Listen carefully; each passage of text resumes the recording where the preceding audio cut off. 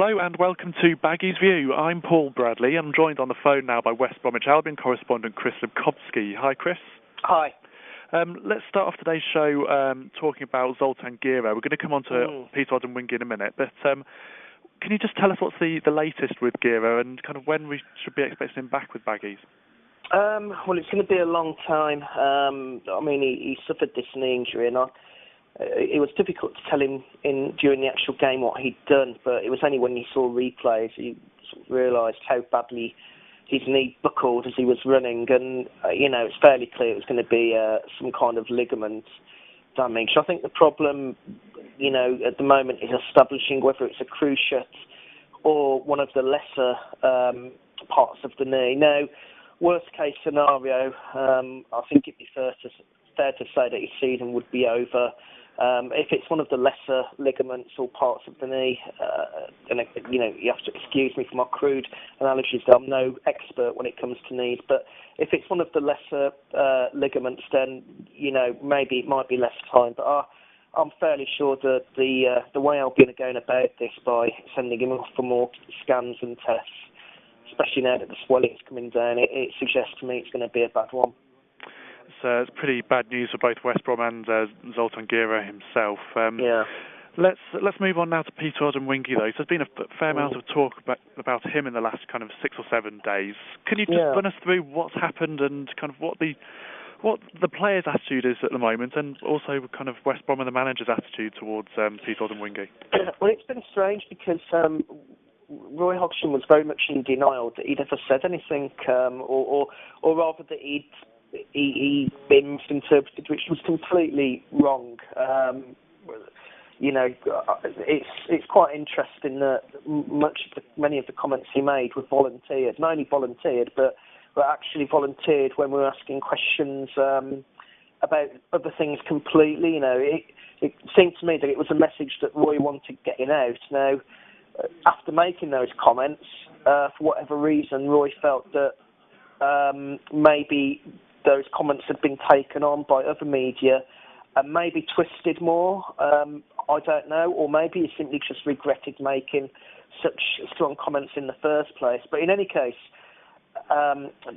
Peter came on Saturday, didn't really get an awful lot to sort of judge his performance on, if you like. Albion's game was starting to slip away a little bit at that point, so you couldn't really judge him. But the fact is that he's back in the fold, and he's got every chance of maybe getting his career back on track now.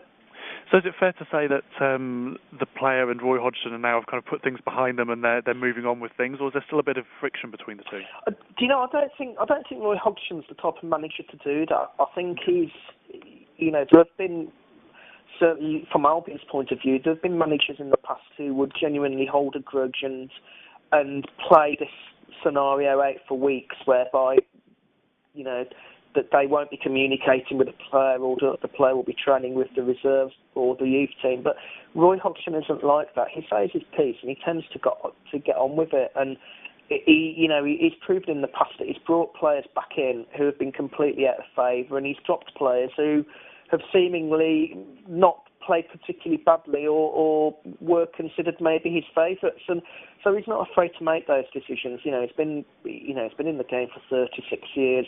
He will have had bigger problems to deal with than Peter Odemwingie, I'm sure, during those 3 decades. And I just think it's a case that he wanted a response. He wanted to see some kind of reaction from Peter, and hopefully now he'll get one.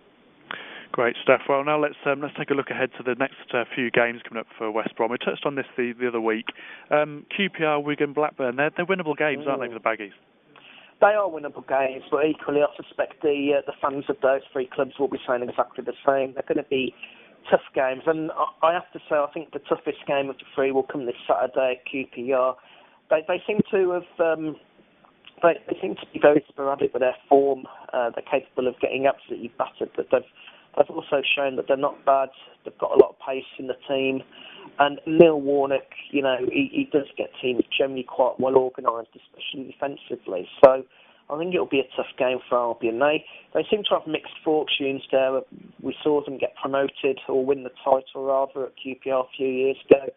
but the last time they played, I think, was one of the worstest players I've ever seen from an Albion side. And just a note of, just a side note to that, I think if any Albion fans are looking for a first goal scorer in Saturday's game, or indeed a goal scorer of any sort, then maybe might be worth putting a pound or two on Chris Brunt. He's scored in his last 3 visits to Loftus Road, and I believe he also scored in his final visit there with Sheffield Wednesday. So he might be one to get you some money if you've got nothing else to do on a Saturday.